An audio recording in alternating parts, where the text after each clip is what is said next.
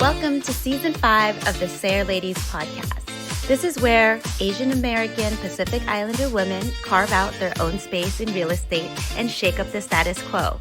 Join your hosts, Anita Wong and Ashley Cow, as they dive deep into bold strategies, personal growth, and everything it takes to own it.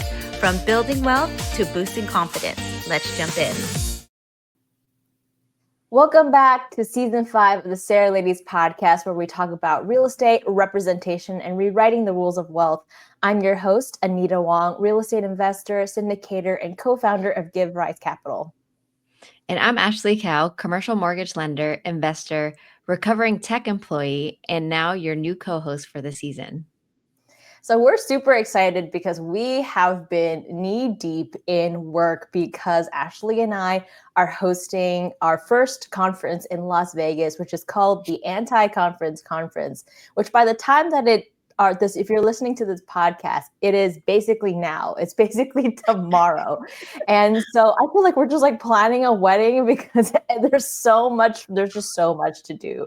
But we're really excited because we have really brought in our favorite people, our trusted partners. And one of those people is Amanda here. Super excited to have you, Amanda. Welcome. Thank you so much. I'm so excited to be here. Awesome. Yeah. Amanda, I think one of the things that, as Anita had mentioned, we have our conference coming up and we've surveyed our attendees to kind of see what they're looking for, what they're looking to take out of the conference. And 2/3 of the audience, or 2/3 of our attendees coming to the conference, say that they're stuck in their systems. And so they're having challenges making the right systems for themselves. And so we're excited to just chat with you today. I'll let you introduce yourself, but I know Amanda and I go kind of back, where we connected through a short-term rental network in Joshua Tree. So we both have short-term rentals in Joshua Tree. And Amanda has done amazing things in addition to short-term rentals. She's done fix and flips. She also has a beautiful boutique hotel in Southern California that I'm excited to visit next time I'm down there. And then she's also an engineer, investor, wife, mother of 2, and owner of several businesses. So again, today we're going to talk about systems with Amanda. And one of the quotes that I really like from James Clear's book, Atomic Habits, is you do not rise to the level of your goals, but you fall to the level of your systems. So I feel like this is super fitting for today. And so we'll jump into it. Yeah, that tagline we actually have in our Facebook group for the Systems Academy. So great job. Yeah. Thank you so much for having me on. You pretty much gave the intro, Ash. The only thing I'll add is that I've been investing since late 2019 with my husband, which is also my business partner. We're based out of Los Angeles. And as you mentioned, Ash, we've done a little bit of everything. We've done fix and flip, short-term rentals. We own and operate a 10-key boutique hotel. And then since then, we've also built a co-hosting business for midterm and short-term rentals in a couple different states. And then our most recent baby is the Systems Academy, which I can get into in a little bit. And our most important jobs, of course, is we have 2 beautiful daughters. One is 2 years old and one is 2 months old. So we're busy, needless to say. That's awesome. And that's great. Because that was kind of my first question. I was like, just tell me about you. But I want to hear about what inspired you and your husband to build something like the Systems Academy. Yeah, the Systems Academy was born from many, many years of lessons learned, headaches, struggles, scaling, and the need to do so at a time when we're also building a family and deciding that we wanted to have kids. For those of you that are listening that have kids, know that your time is just so precious. So systems are needed in all aspects of your life, both in your business and in your personal life, and probably at work if you have a W-2, right? So the Systems Academy was born from all of that. I like to talk about this story, and I reference it quite a bit because it was a turning point for us. Back in 2022, we were in the midst of a very busy time in our business. That was the year that we had multiple fix and flips going. We had just acquired our 10-key boutique hotel, which required a full renovation. We were very busy. In that same year, DJ, my husband, and I decided we wanted to start having kids. And at that moment, we needed to decide can we keep the business going, or do we need to stop all operations? Because I historically have been in charge of finance and acquisitions. So the business needed to run without me playing a huge role so I can take time off. And that decision there to continue the business and find a way to keep our revenue coming in, right, was the turning point for us to be open to, one, understanding where we are in terms of our business and systems, and then two, decide we were going to make a group effort to start to systematize everything so that we can continue to do projects while I also take a little bit of time off for my newborn. Mm. And having two under two is not easy, in addition to kind of growing all of that.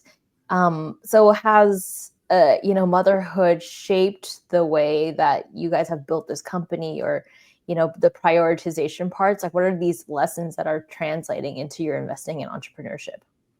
It's funny you ask, because I feel like it was the opposite way, because we had our business first before we had kids. And in that, in 2022, we were learning about systems. We were going to conferences that were focused on scaling, on systems, on creating efficient business operations. So we were creating that for our own business. And I feel like that mentality, that thought process then translated into our personal life. DJ and I talk about this all the time. Why can't we take what we learn in our business and apply that to our personal life? And like, again, for those of you that have kids, you need a system, you need a schedule. So a lot of what we learn, we carry it over into our personal life because it helps. We talk about this all the time. Anyone who's in a long-term relationship, or who's married, or who has kids, like, you're pretty much running a business in that household. So the same things that we do in our business, we carry a lot of that over into our personal life, right? Very detailed schedules, over communication, whiteboards, sleep charts for my 2-year-old. All of those things are kind of synonymous with one another. It's just you're applying it to a different environment. So the business helped us really create that same approach for our kids, which means better quality time for our kids and a little bit more peace of mind for us as parents. Yeah, I remember my husband was saying, I think we were reading The Family Firm by Emily Oster, and it really is about, like, treating your family like a business, right? And I think at first my first reaction was like, well, that kind of just sucks the life out of your marriage.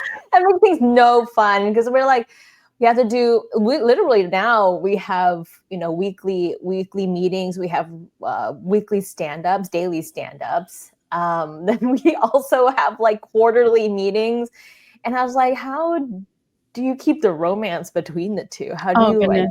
Schedule it? Sometimes I just call him my second business partner, because that is how I feel like early parenthood is. It's just like, I feel like just two steamships, just like, chugging along each other, which is really great for productivity. But do you have, any, like, do you have any tips on that in regards to the keeping together the relationship, keeping the softness between you two? Yeah, I guess for context, my husband and I have been married since 2016. So we've been married for several years now, and we only started having kids a couple years ago. And this is actually quite prevalent right now, this topic, because we have a 10.5-week-old, right?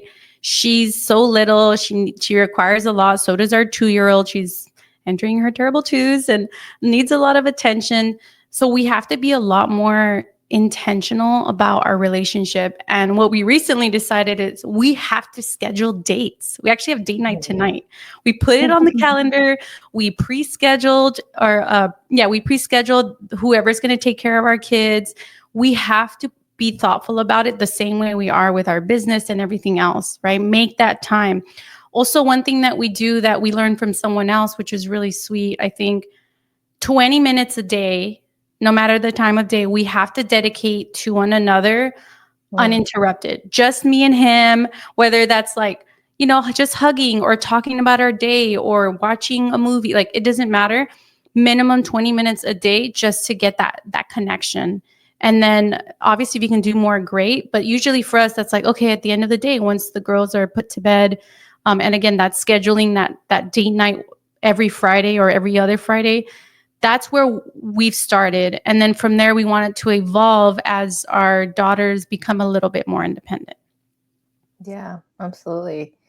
I think it's just important to dedicate that time. I even say to my husband, I'm like, if we're having date night, we can't talk about business. That's the boundary, because they can so easily just talk about anything else. Yeah, but 20 minutes feels doable. I feel Yeah, maybe, it's 20 minutes is not out of, it doesn't seem impossible, and you can schedule again any time of the day, but just you two to connect in any way that you want.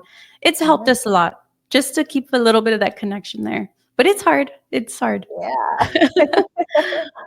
Well, let's just go back to basics real quick. I just want to talk about the definition of systems, and why is this such an important conversation that real estate entrepreneurs are having? Yeah, systems, I feel, are not talked about enough, or maybe they are now. But one reason that DJ and I decided to start the Systems Academy is because I don't know about you, all of you, but I've been to multiple conferences. I've been a lot of masterminds. I've had coaches and mentors, and they all taught me and taught us how to invest in real estate, how to analyze deals, how to find a new market, how to raise money. But no one taught us how to run a business. No one taught us how to implement systems. And we realized that this is a hole or a void in the mentorship out there. Very few people are talking about systems for their business.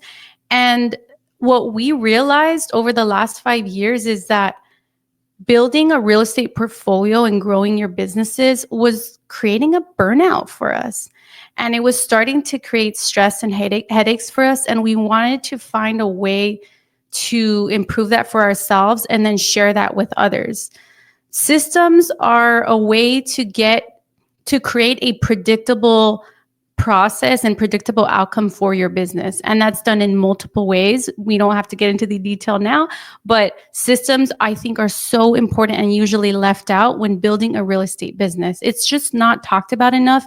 And it's one of the things that has common ground with all types of investing in all markets. No matter what you're doing, systems will benefit you in your business, especially as you're scaling. Yeah, I mean, I think that's so true as far as like when you're first starting out, you're just kind of trying to figure it out and see how the pieces all fit together. And then I think the challenge for beginners is just being consistent. And then, once you kind of get the ball rolling for like advanced operators, it's figuring out how to scale. So I guess as far as like the systems that you guys teach and that you've put together, like, do they kind of serve both like the beginner and the advanced real estate investor? Yeah, absolutely. When it comes to, it doesn't matter if you're new and just starting off in real estate and looking to do your first couple deals, or if you're already an advanced operator with, hundreds of units. Systems are going to be important in your business, and for different reasons, right? So in the beginning, you're trying to get those deals. And when I talk to beginner investors and they're really anxious about getting those first couple deals, one of the biggest things that I find or diagnose with them is there's not enough volume. And what I mean by that is, you probably can attest to this. Deal flow comes from volume of leads. And how do you process a high volume of leads efficiently and without losing money or without making any errors along the way? That's through systems and processes. So for beginners, we teach the fundamentals about how to set up your deal flow and your deal pipeline, how to process that. And sometimes going back to the basics is what people miss. So we teach that so that they can process a high volume of leads and get a high volume of leads into their business to get deals under contract. For advanced operators, some of the most common things we hear about are, hey, I have a fantastic portfolio, but it's driving me crazy. It's constant headaches. I'm working way too much. I'm working all day long. I'm exhausted. I'm getting over it. we don't want to build a real estate portfolio that we're going to end up hating, or that we don't want to hate real estate investing. I don't know about you guys, but I want to continue to do this for the rest of my life. So for advanced operators, that's one of the things that we teach, is how to get your time back through automation, through delegation, and then also through KPIs, right? So how do you be more efficient with the time that you do have? So we teach you how to get that time back. And for those that are advanced operators and want to scale more, again, we can plug in that deal flow machine that we teach people to take it to the next level. And the most important thing for more advanced operators, it's the outsourcing and delegating, because that is where you can start to build a true deal machine and get way more units in your portfolio by leveraging other people, leveraging other resources. So we have a little bit of everything for every investor, depending on where they are. And we have more basic fundamentals, and then we have some more advanced modules in the Systems Academy as well. Want to see what multifamily investing really looks like? On October 6th to 8th in Dallas, we're hosting a live investors field trip with our partners at Linfinity. You'll hop on a coach bus, tour real assets, and meet the experts behind the scenes, property managers, brokers, insurance pros, and more. This isn't a theory, it's boots on the ground, behind the curtains access to what it takes to invest in and operate large multifamily deals. If you've been waiting for a chance to roll up your sleeves and experience it firsthand, this is it. October 6th to 8th in Dallas. Spots are limited. See the show notes to grab yours. Just out of curiosity, so like if does it apply to, I know you have short-term rentals, fix and flips. So does it apply to any type of asset class? Is it specific to any investor? The Systems Academy is quite agnostic. It can be applied to, what we teach in the Systems Academy is how to think, not what to do, particularly, but more how to think. If we're teaching you concepts, you can apply those to any business, even outside of real estate. You can take a lot of these methodologies and apply it to different parts of your real estate business, or even in your personal life. So yeah, we definitely teach many different things that help with, automating and delegating. And sorry, what was your question again? Can you go back? Yeah. So sorry, this is just kind of like listening to you kind of talk through it. Does it apply to like a short-term rental investor, right, as well as like a multifamily investor? Right. Yeah. So bringing it back to that, yes, the Academy modules are pretty much created around the idea of fix and flip. So we use a lot of examples in the modules that are specifically for that type of investing. However, a lot of those concepts can be applied to anything, short-term rentals, long-term rentals. We are still building on the modules where eventually we're going to have a little, at least a module for every type of asset class, so that everyone can get that more targeted value. But again, we're teaching concepts, and right now that can apply to every part of your business.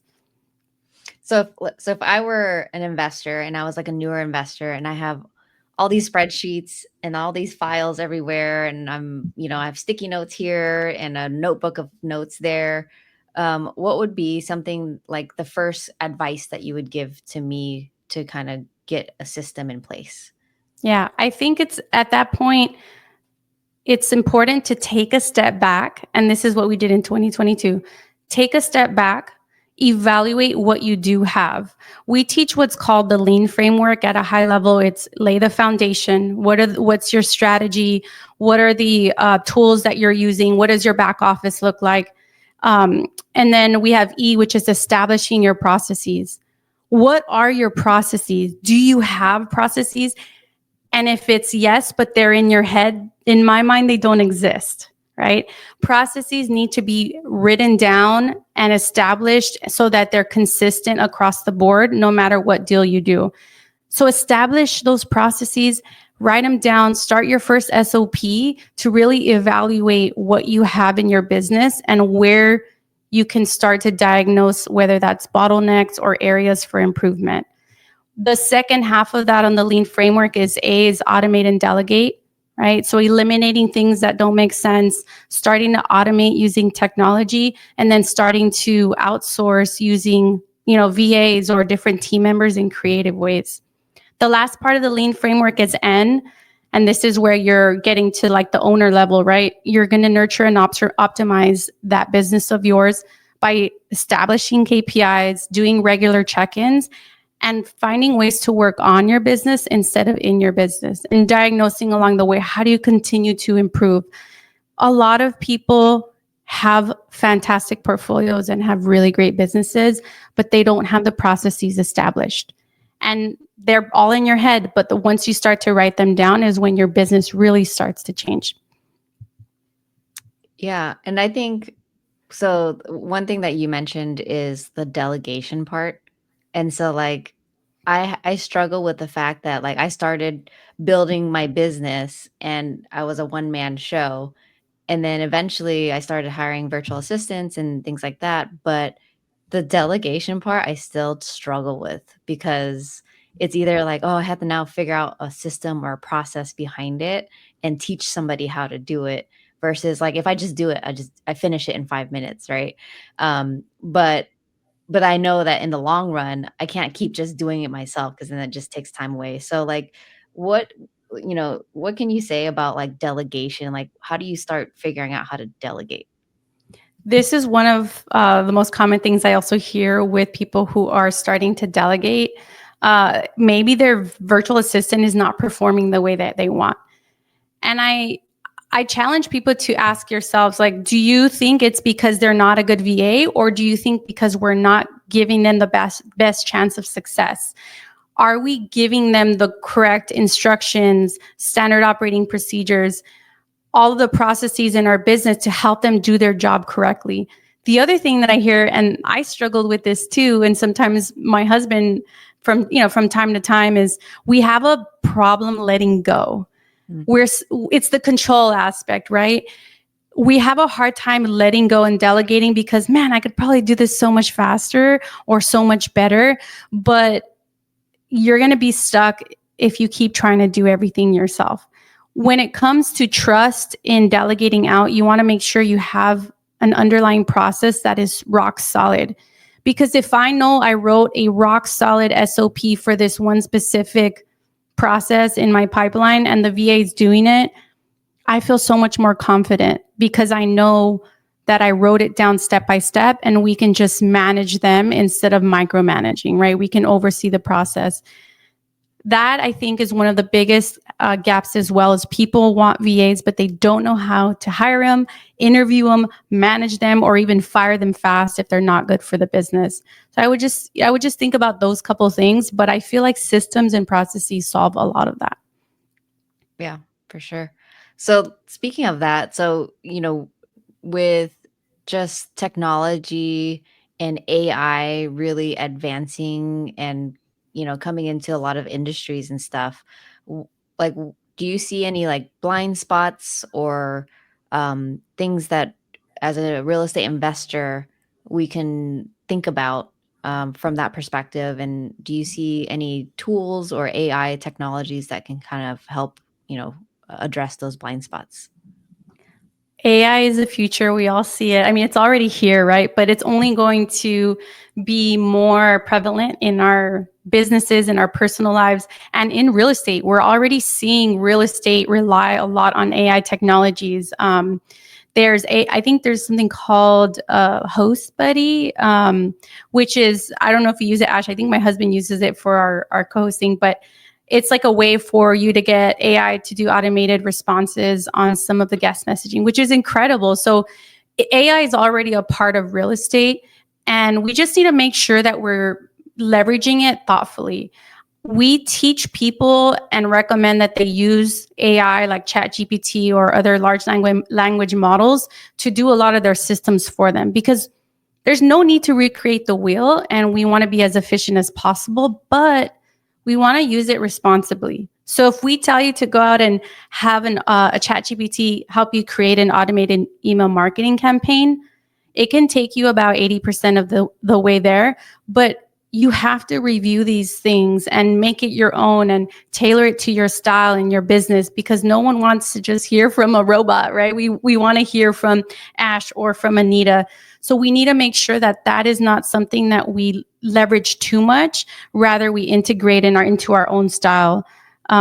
So again, I'm a big fan, but we have to think about it. We have to approach it very, very thoughtfully in our business. Yeah, I think somebody told me the other day, so there's AI, and then you have to have AI with HI, which is human intelligence. And I was like, oh, Like that's that. that's a good way to put it, because like he gave an example where they use AI to help lease up their units, and you know, somebody, if some applicant comes in and they want to apply, take a tour and put down their deposit all in the same day and want to move in right away, AI is like, oh great, like this is a great success, Yikes. right? But the HI has to come in and be like, this is a red flag. Like, why does somebody want to come in and do all this in one day? And so I think there's the filter, and have to be thoughtful about how to do that, and I work agree. with AI and not just trust AI is going to solve all the problems and stuff. So I I agree. hear that. Trust, but always verify, right? Yeah. Absolutely. Yeah. Use it to the best. Use it to the best you can, to your advantage, and then review it from there. Because you're right. There are going to be so many unique circumstances that AI will never be able to answer appropriately for you. Right. Yeah. So do you use mostly like ChatGPT, or you said Host Buddy, I think was the other one, but Yeah. are there any other like ones that you feel like are on the horizon, or feel like it's, and I also think like ChatGPT serves certain purposes, and then there's other, like there's Grok and Gemini and all that. So I feel like they serve different purposes. So do you mostly use ChatGPT, or is there any other systems that you used regularly? Yeah, I mostly use ChatGPT. I think my husband started playing around with like Perplexity, I think is the other one. But that's what I use. My husband, he manages most of our co-hosting business, so he can probably speak to that, to more of the AI technology on that side. But he has a very large tech stack for managing rentals, because it's so incredible. And I think the difficult thing is when you have so many, they have to integrate smoothly and seamlessly, and sometimes that's challenging. But yeah, that's pretty much, at least for myself, that's mostly what I use. And then I just leverage other like automations within, your standard tools. But on the AI side, that's the most comfortable tool that I have right now is ChatGPT. I really like it. Yeah, I feel like I use ChatGPT, and then I also use like Grok, and Grok kind of like it over elaborates sometimes. And so like so I have to go through a lot of like text to figure out what the actual answer is, or what the actual solution is. So Yeah, absolutely. I'll have to look at that one. I haven't used Grok. yeah. Um all right. Well, I mean, I think we talked about some really good points today. And I think, systems is so important. And I love that you talked about just, there's systems in a business behind your business, but then if you treat your business, or you take the mindset of running a business with your family, I think that makes so much sense, because obviously, companies are successful based on their systems and their processes. And so it's like, why don't you apply it with your families and stuff? Because, having a weekly check-in, that's what I used to do with my manager at my W-2. It's like we check in and figure out what's going on, and how can we improve, and what has been going well and all that. And so I really love how you talked about systems, and how you applied it to everything. And then just the lean model that you've created. I think there's a system behind your system. And so Totally. and then I think the last piece is just, I really just admire how you are able to manage all these things in your life. So family, businesses with an S, and just helping other people in the community. So I guess my last question to you is, before you jumped into putting systems in your businesses, like were you able to measure the difference between like how much time did you save, or how much time were you working in your business? And then how much time did you save after you implemented your systems? I wish I had something to use as a benchmark from when we started implementing systems, because that would be fantastic. So I don't have an exact answer, but I will say that at least on our co-hosting business, my husband, he takes lead mostly on this side of the business, and he manages, I think, 14 or 15 units. And he's down to working. Sometimes he works on the business a couple hours a day, sometimes maybe 4 if it's a little bit crazier. So that's really a true testament to how far we've come, because a couple, 2-3 years ago, we were working 16-hour days and just at our projects, unpacking boxes and all the things, right? So it already feels less chaotic from an emotional perspective, but something that we want to start tracking is, as we implement more systems, what is the actual metric behind it? What time have we saved? How many headaches? How many headaches have we avoided? Where are my stress levels? So that's something that we're starting to do actually with our Academy members, is giving them a starting point, a diagnosis as to where they are in their business, so that once they implement systems, they can take that same test again and figure out like how far they've come, and really have a great metric to follow, so that can continue to push them to implement more systems and really love the process of building a business that is efficient and conducive to your lifestyle by design. Cool. Well, we appreciate the time today, Amanda. We're looking forward to having you at our conference later this month. So thank you for the information today. If you want to see Amanda, you might be hearing this while Amanda's on stage. And so Amanda's going to be joining us at our anti-conference in September. And she'll be talking more about her systems and jumping into the nitty gritty of how to scale your systems. So yeah, thank you so much. She's actually going to be talking about SOPs, which is, I think, a near and dear to my own heart, because it's something that's so painful to do, but it's so necessary to do. Okay, so Amanda, if our listeners want to find you and the Systems Academy, how can they do that? Yeah, absolutely. So I can be found on Instagram. I do a ton of communication on there. It's _Amanda Fornelli _. So if you want to reach out and learn more about the Systems Academy, just shoot me a DM or find me here at the conference and we'll chat one-on-one. I'd love to see how we can help you. All right. Well, if this episode resonated with you, share it with a friend, follow us, because it will help us get more people to in this community. And we will see you next time on the SARE Ladies podcast. Bye, Thank you friends. so much. Thanks for tuning in to this episode of the SARE Ladies podcast. If you enjoyed the conversation, make sure to follow, share, and leave us a review. It helps more women in real estate find this community. And don't forget to connect with us at sareladies.com for more resources, stories, and support on your investing journey. Until next time, keep building, keep learning, and keep breaking barriers.